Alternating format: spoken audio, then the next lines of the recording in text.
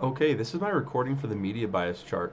Um, Really cool website, really interesting. I'm actually kind of tempted to do the paid version just for a month, just so I can look up some more sources because there's one in particular that I wanna look at more, but I can't find it without paying the fee. What patterns do you see between reliability and political bias from this chart? Um, the more reliable the source, the less bias, right? Which makes sense, right? Reliable information would come from a source that does not have skin in the game, or would come from a source that is not trying to tell you a story, but is rather just trying to not trying to tell you a story from a certain perspective, but rather just trying to tell you the story, right? Which makes a lot of sense. Uh, whether I think that a lot of us obviously tend to listen to sources that um, confirm our biases, right?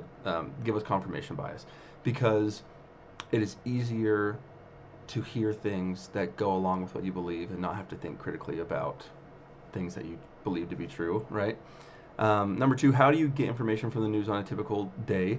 A lot of mine, I don't like that this is it, but this is just where it usually comes from. I watch a good amount of Instagram reels, especially with my wife. And so we'll often, if we don't have time to look at something immediately and check whether it's true, we like to send them to each other.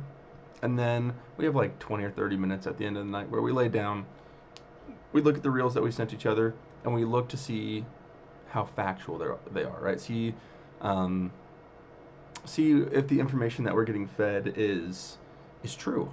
Um, I'd say for the most part, we're able to back up the stuff that we find, but every once in a while, we'll get either like a super left wing reel, which makes sense. I'm very left wing, and so it makes sense that I get a lot of those videos. But then every once in a while, we'll get a really right wing reel, and we take time to look at those things and say, okay, this is what I believe, but let's see if what I believe matches up with what's actually happening and what I'm being shown. Number three, what news sources/organizations do you listen to, and why are these sources appealing to me? And then I've tried searching for some of them. The one I go to the most is CNN, which was, of course, on the chart and skews a little bit left leaning, but for the most part is pretty reliable on that source. They're probably the one I go to the most. They're the most accessible. Um, I think I use New York Times a lot, which is also a very reliable source on that chart. The other one I learn a lot of past information from is, and it's the reason that I really want to pay the fee and just look it up, is Stuff You Should Know, the Stuff You Should Know podcast. Um, there's some things that I know a lot of information about that they've done shows on, and it has matched up with what I know about the subject. And so it's stuff that I have already fact checked and I know that is true, and they're reporting the same thing. And so it makes me believe that maybe they're a little bit more factual.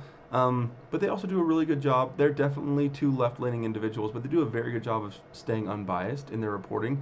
They said a lot of things that I've been like, oh, I didn't like hearing that, but it's because they're unbiased in what they tell. They tell the story the way it went and not how they want it to have gone. So